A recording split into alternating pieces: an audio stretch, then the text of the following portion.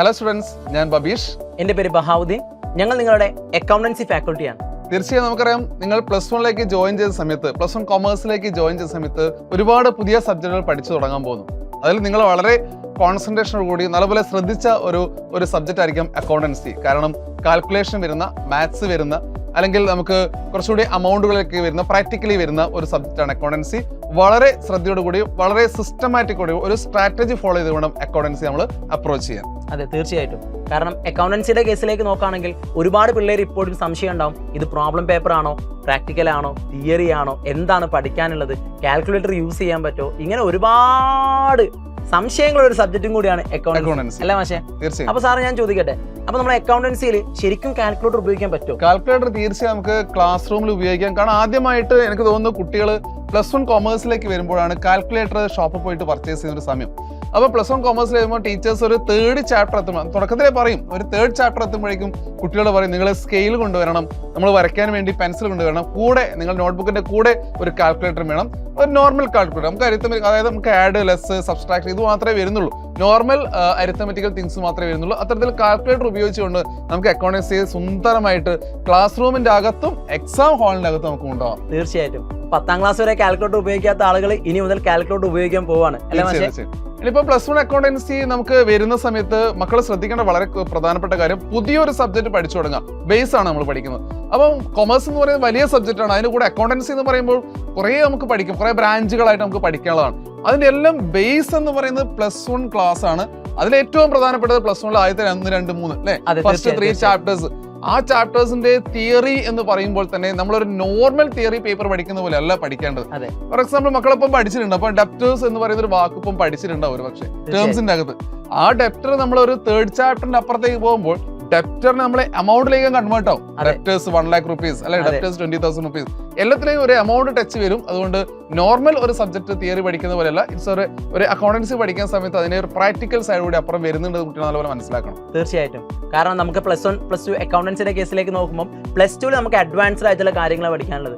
അതിന്റെ ബേസ് ആയിട്ടുള്ള കാര്യങ്ങളാണ് +1 നമ്മൾ പഠിച്ചു വെക്കുന്നത്. സോ അതുകൊണ്ട് പല കുട്ടികളും ഇപ്പോൾ ചിന്തിക്കുന്നുണ്ടാവും, +2 ട്യൂഷന് പോയാൽ പോരെ, +2 ക്ലാസ്സുകൾ കണ്ടാൽ പോരെ, +1 എന്തിനാ ഇപ്പോഴേ തുടങ്ങുന്നുള്ളത്. വളരെ തെറ്റായ ഒരു ധാരണയാണത്. കാരണം നമ്മൾ +1 അക്കൗണ്ടൻസി ഓക്കെ ആണെങ്കിൽ മാത്രമേ നമുക്ക് +2 അത് എക്സ്പ്ലോർ ചെയ്യാൻ പറ്റത്തുള്ളൂ അല്ലേ മാഷേ? കാരണം കഴിഞ്ഞ വർഷം ഒരുപാട് പിള്ളേർ +2 വന്ന് ചോദിച്ചൊരു കാര്യമാണ്, സാറേ +1 ഞാൻ സൈലത്തിന്റെ ക്ലാസ് കേട്ടിരുന്നുവെങ്കിൽ ഞാൻ വേറെ ലെവലായിരുന്നു. ഒരുപാട് കമന്റുകൾ കേട്ടിട്ടുണ്ട്.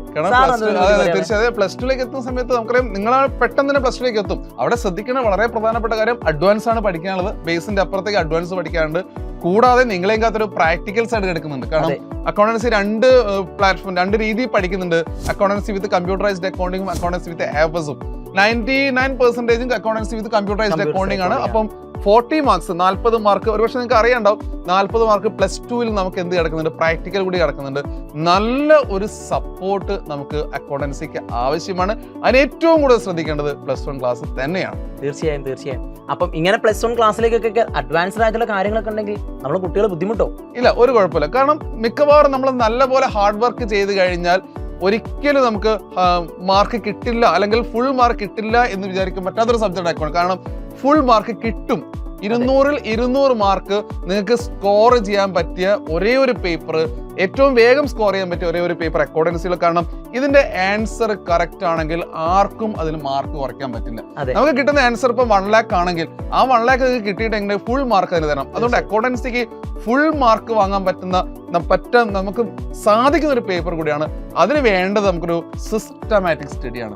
ഒരു നോർമലി നമ്മളൊരു പഠിത്തം, ആ ഒരു നോർമൽ സ്റ്റഡീസ്, നിങ്ങൾ സാധാരണ ക്ലാസ്സിലൊക്കെ പോയി ഇരിക്കുന്നു, എന്നിട്ട് വീട്ടിൽ നിന്ന് ചെറുതായിട്ട് പ്രിപ്പയർ ചെയ്യും, നിങ്ങളായ രീതിയിൽ പ്രിപ്പയർ ചെയ്യുന്നു. ആ ഒരു പ്രിപ്പറേഷനിലൂടെ നമ്മളെ കുട്ടികൾക്ക് എന്തായാലും ഒരു 80% മാർക്ക് കിട്ടും. ഒരു സംശയമില്ലേ? നോർമൽ സ്റ്റഡി അല്ലെങ്കിൽ സെൽഫ് സ്റ്റഡി ഉള്ള കുട്ടിക്ക് ഒരു 80-85 സ്കോർ ചെയ്യാൻ വലിയ ബുദ്ധിമുട്ടില്ല. നമുക്ക് വേണ്ടത് ഫുൾ മാർക്കാണ്, 100%.